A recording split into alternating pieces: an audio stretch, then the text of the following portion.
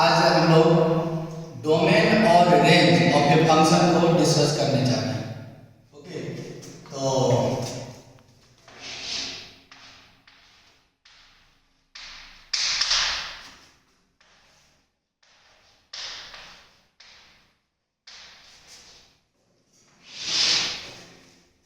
जैसा कि हम लोग पहले पढ़े हैं,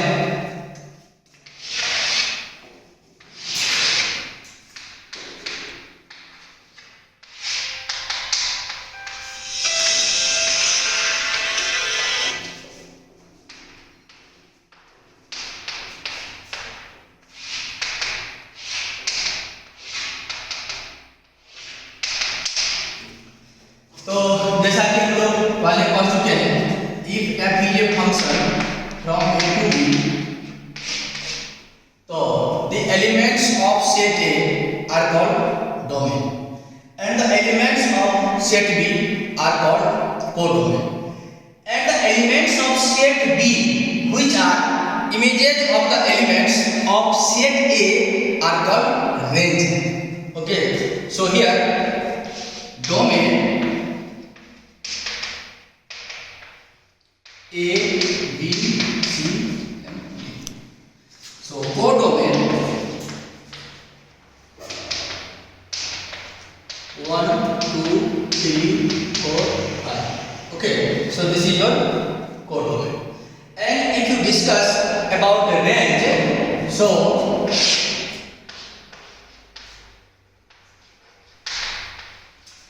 range is the element of B which are images of the element of set A. So this is 1, 2, 3 and 4. This is your range position. Okay. So यहाँ से एक चीज क्लियर हो रहा है, जो आपका जो रेंज है वो क्या है, कोडोमेन का ही पार्ट है। सो इस तरह से हम लोग कर सकते हैं, जितना भी रेंज है आपका, यहाँ से एक आता है पॉइंट, रेंज इज सबसे कोडोमेन।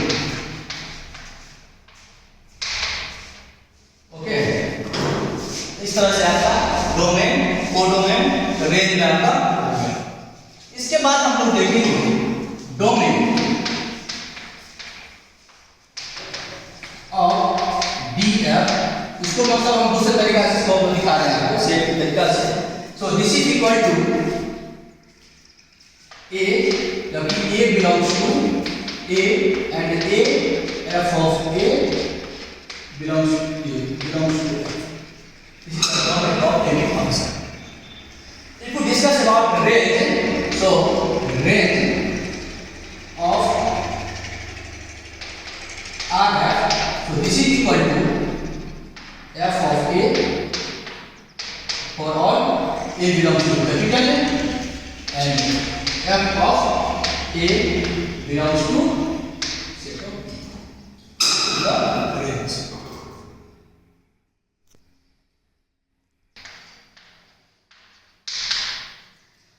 तो अब हम लोग डोमेन को, किसी भी फंक्शन का डोमेन कैसे निकालेंगे वो हम आपको डिस्कस करने जा रहे हैं।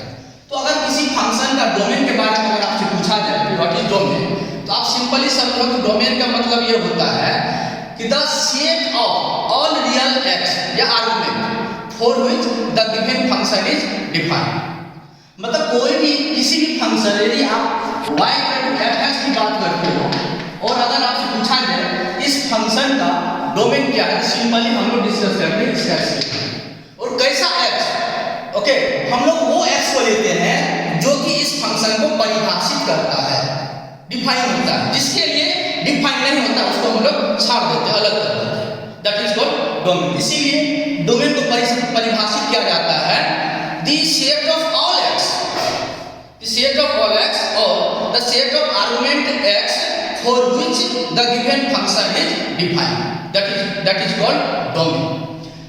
तो जैसे कि मैं दिखाता हूँ, तो जैसे आपसे कोई पूछा जाए कि y पर 10x का डोमेन है सब क्या है, मान लो आपसे कोई क्वेश्चन करता है, तो डोमेन आपको क्या करना है, किसका फोकस करना है, आपको x का फोकस, आपको x के बारे में बताना है कि वो x का मान क्या होगा। तो कहने का मतलब ये है मेरा, x का वो मान बताना है आपको जिसके लिए फंक्शन परिभाषित है, जिसके लिए परिभाषित है उसको हम लोग क्या करेंगे, अलग कर देंगे, छाड़ देंगे। तो जैसा कि आप जानते हो 10x होता है 90 डिग्री। ओके, तो ऑड मल्टीपल ऑफ π/2 या 90 डिग्री पर tan थीटा जो होता है परिभाषित ही नहीं होता है। तो अगर आपको इसका डोमेन मानना है, डोमेन क्या होगा, तो जिसके लिए परिभाषित नहीं होता है उसको हम लोग हटा देंगे।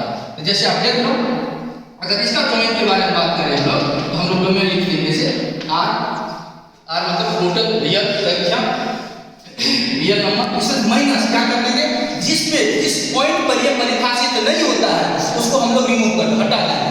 तो किस पॉइंट पर परिभाषित नहीं होता है, that is at odd multiple of π/2। तो हम लोग यहाँ कर देते हैं 2n + 1 π/2 को यहाँ से हटा देते हैं। तो इस तरह से हम लोग बोलते हैं कि 10x का डोमेन ये हो जाता है। तो मेरा कहने का मतलब अगर आपको किसी भी फलन का, किसी भी फंक्शन का डोमेन निकालना है, आपको क्या निकालना है, हमको x का मान निकालना है। बट कैसा x चाहिए हमको, वो x चाहिए जिसके लिए कोई भी फलन परिभाषित होगा। अदरवाइज अगर परिभाषित नहीं है उसको हटा देना है। That is for your domain. खोज कर लीजिए।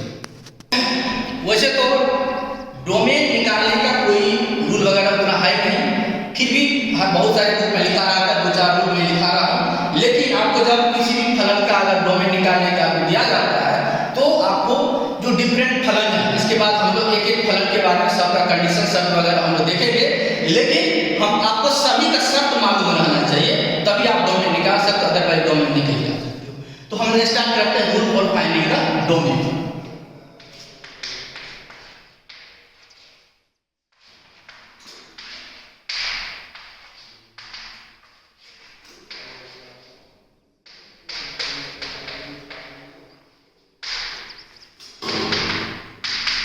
तो रूल कोई ज्यादा इसमें नहीं है। जैसे फर्स्ट रूल की अगर आप बात करते हो, इसमें कहा जाता है कि the expression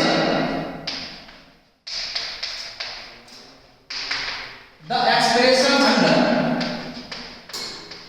you have roots must be greater than or equal to 0।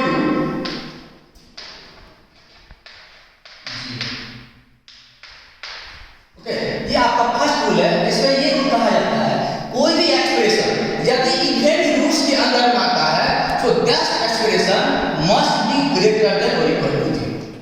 जैसे मैं आपको दिखाता हूं कि सपोज कीजिए ये आपका ओके, ये लिखा नहीं जाता है, मान लीजिए इवेंट रूट्स है, इसके अंदर अगर कोई फलन एफ दिया हुआ है और तो इसमें हो जाएगा आपका that expression F must be greater then 0।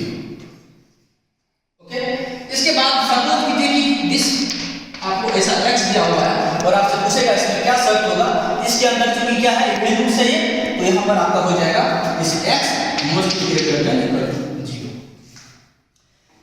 फिर अगर मान लीजिए आपसे बोला जाए यहां फोल्ड कर दिया जाए और मान लीजिए x डाल दिया जाए, इवेंट फिर क्या होगा आपका this x must be greater than equal to 0। Okay, लेकिन इसके बाद आपको ये सोचना चाहिए, आपको ये क्वेश्चन करना चाहिए, सर आप सिर्फ इवेंट रूट्स के बारे में बोल रहे हो तो ओड रूट्स के बारे में क्या होगा।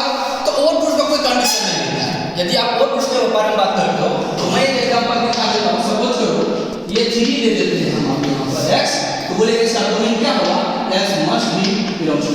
तो ये x सभी वास्तविक संख्या के लिए परिभाषित होगा। ठीक है,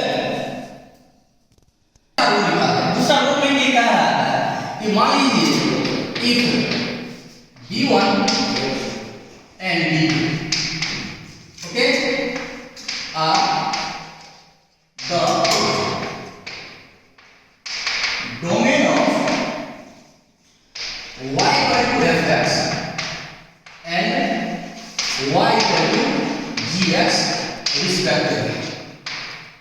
सपोज कीजिए तो ये जो b1 है किसका डोमेन है, y equal to fx का डोमेन हो गया।